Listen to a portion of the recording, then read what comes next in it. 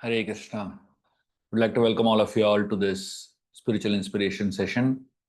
Today we're going to be discussing a very important and a very powerful concept of bhakti, which is the symbols associated with us. Um, there is a very beautiful name of the Lord which is known as Gabasthi Nemi. The word, it's a very unique name. I don't know if you've heard of such a name. The word Gabasthi Nemi refers to two things. One, the word Gabasthi means light, and the word Nemi refers to the Sudarshan Chakra, Chakra of the Lord. And Gabasthi Nemi means the light that is coming out from the Sudarshan Chakra. Of course, this can be interpreted in many ways, but one very unique and very interesting way of looking at this name of the Lord is through a little story. Sudarshan Chakra is considered to be a very important symbolic aspect for any devotee. Most Vaishnavas understand the meaning of Shankan Chakra, and especially in the Shiva Vaishnava Sampradaya, there is a concept of applying of during the time of initiation. The devotees are, there is a Shankan Chakra that is stamped on the shoulders of the devotee with literally an iron rod, hot iron. They stamp Shankachakra on the shoulders. This is the original understanding of a tattoo.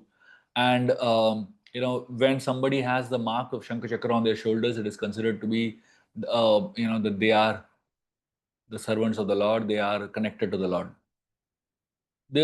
One time there was a great devotee named Chakravarti who lived in a small village known as Kanchipuram. And while he lived in this village, he was having a bath in the Vegavati river, and he saw something very strange. He saw a body of a dead snake passing by. And what attracted him to that particular sight was the fact that on the body of the snake was Shankachakra, the symbols of Shankachakra. He was shocked to see the symbols of Shankachakra on the body of a snake. Vaishnavas are compassionate. God knows which Vaishnava gave initiation to this snake.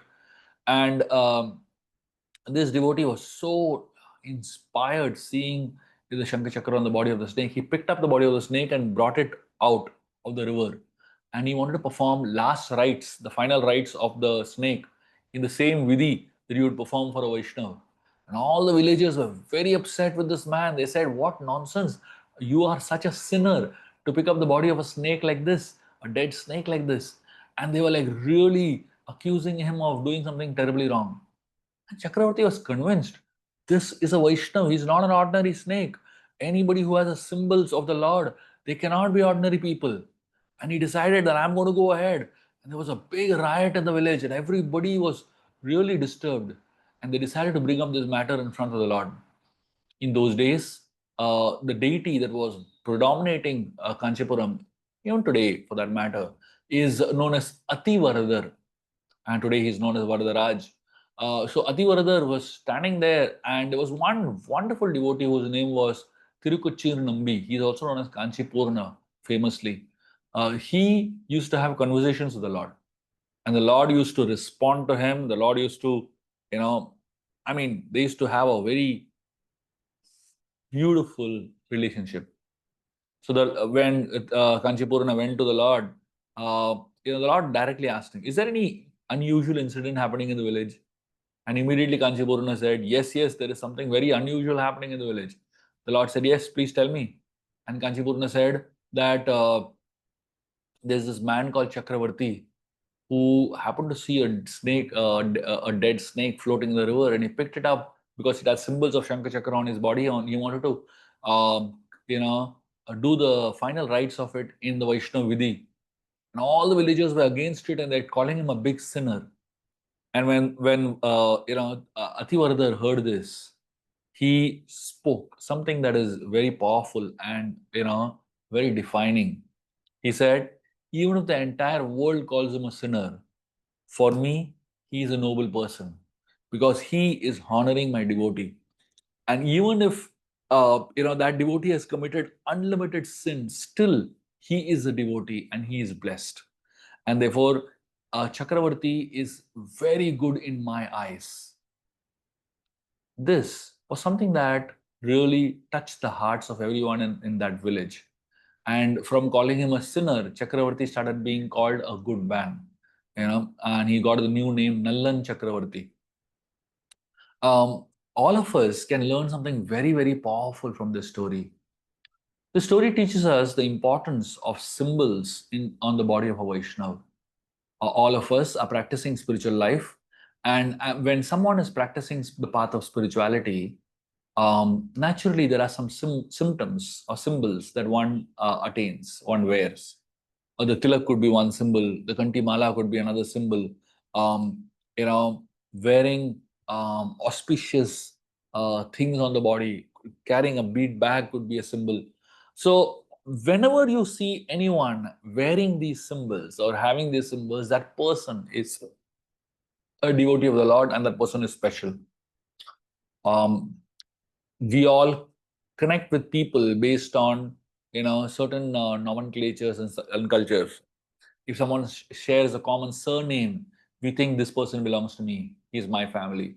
If two people come from the same village, we immediately start feeling a connection. We feel that these are my people. If you are from the same country, also you start feeling that I belong to this person. So a lot of us, we feel those connections with people based on externals. But for someone who's practicing Krishna consciousness, the connections are based on these symbols. If you're roaming around on the streets and you see someone with a kantimala, immediately go and talk to that person, because that person is special. If you're roaming around on the streets and you see someone with a tilak, you must know that person is a devotee, and you can go and talk to that person, and you will feel an immediate connection. If you see someone carrying a bead bag and walking around, immediately go and talk to that person. That person is your family. There may be thousands of people on that street, but that one person who is, having those special symbols is your family member, and that person is connected to the Lord. The Lord loves him. Externally, we may not be able to understand who is a devotee and who is not, but certain symbols are ways in which we recognize our own people. And that is the way we can even please the Lord. When we are respectful to these personalities, and when you see these devotees are in trouble, when you see them, they are in need, immediately go and try to see what you can do to help them. And that is the way you can, please the Lord, because the Lord is very happy when we try to serve the devotees in any way possible. And that is the most powerful connection with the Lord that we can feel. Let us all meditate on this very beautiful thought and try to see how we can start recognizing people around us, and we can also start imbibing those symbols in our own body, so that we are recognized by the devotees and we are recognized by the Lord. Thank you very much. Hare Krishna.